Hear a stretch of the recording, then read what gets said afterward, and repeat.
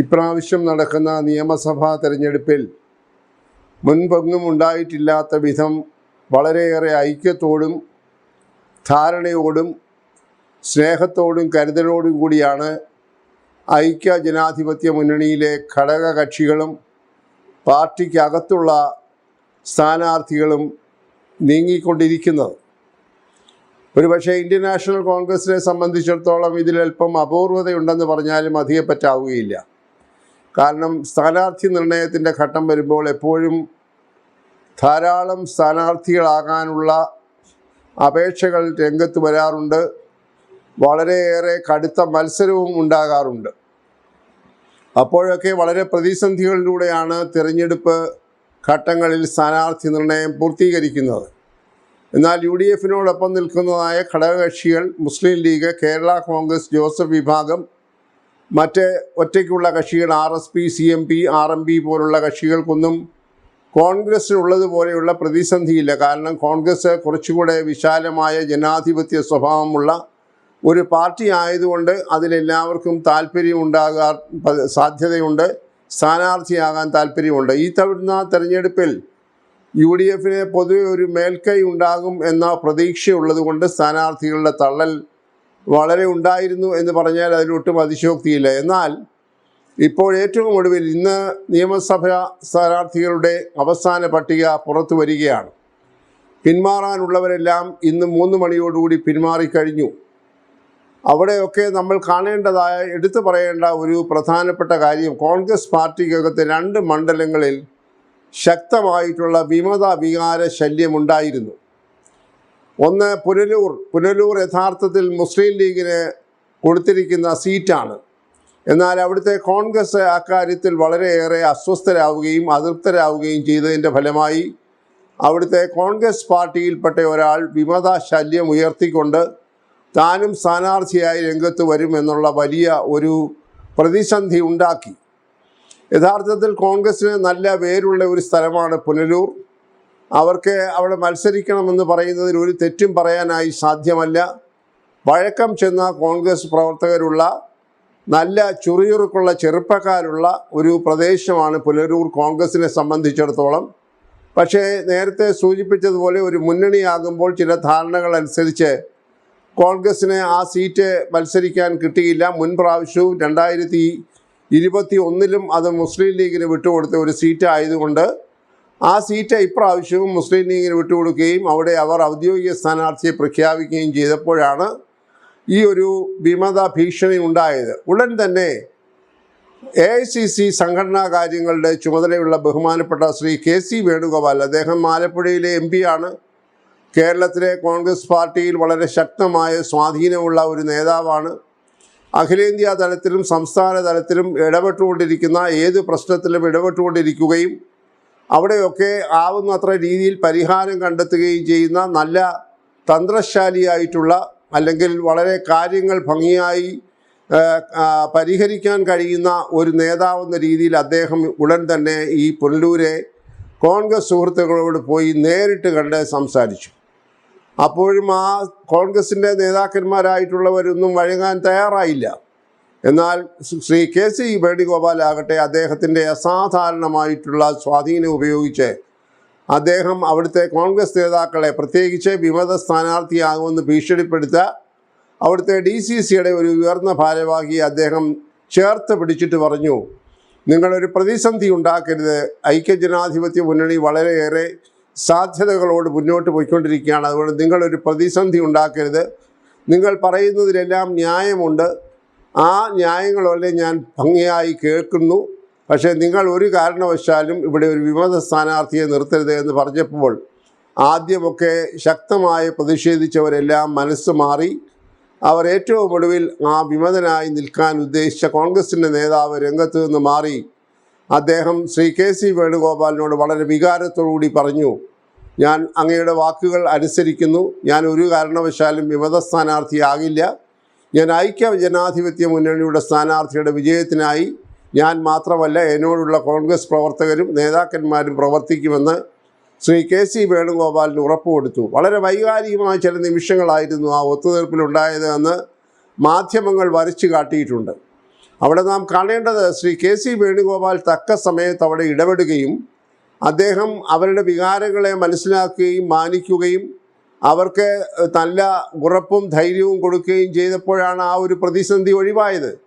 അത് യഥാർത്ഥത്തിൽ ഒരു കോൺഗ്രസ് നേതാവിനെ സംബന്ധിച്ചിടത്തോളം വലിയ ഒരു സംഗതിയാണ്.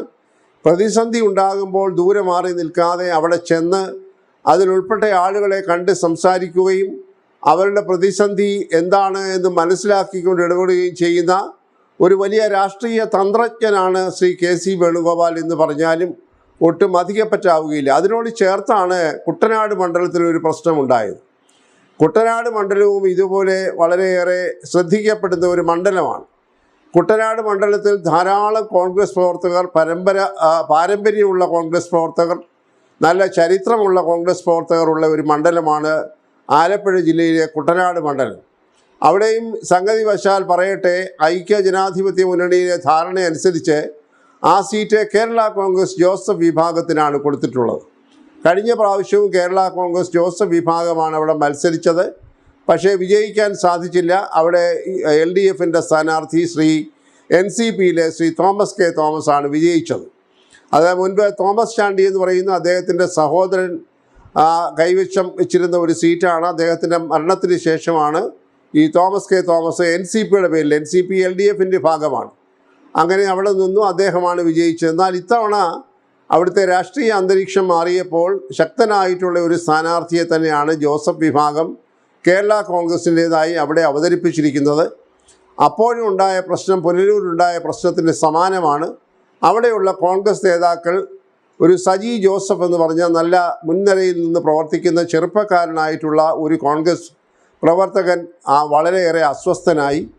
അദ്ദേഹം പറഞ്ഞു, ഞാൻ കോൺഗ്രസിൽ നിന്ന് രാജിവെച്ച് വിമതനായി മത്സരിക്കാൻ പോവുകയാണ്.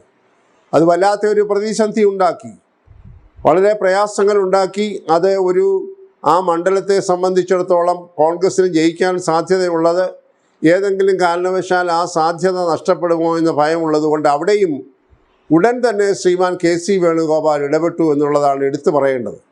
ശ്രീ KC വേണുഗോപാലിന് കുട്ടനാടിനെ സംബന്ധിച്ച് പ്രത്യേക ഒരു സ്വാധീനമുണ്ട്. കാരണം അദ്ദേഹം ആലപ്പുഴ മണ്ഡലത്തെയാണ് പാർലമെൻറ്റിൽ പ്രതിനിധീകരിക്കുന്നത്. വൻപിച്ച ഭൂരിപക്ഷത്തോടുകൂടിയാണ് 2024 നടന്ന തെരഞ്ഞെടുപ്പിൽ അദ്ദേഹം ആലപ്പുഴ നിന്ന് തെരഞ്ഞെടുത്ത് പാർലമെൻറ്റിലേക്ക് പോയത്. അപ്പോൾ അദ്ദേഹത്തിന് കുട്ടനാട് മണ്ഡലത്തിൻ്റെ അരികും കോണുമൊക്കെ അറിയാവുന്ന ഒരു മണ്ഡലമാണ്.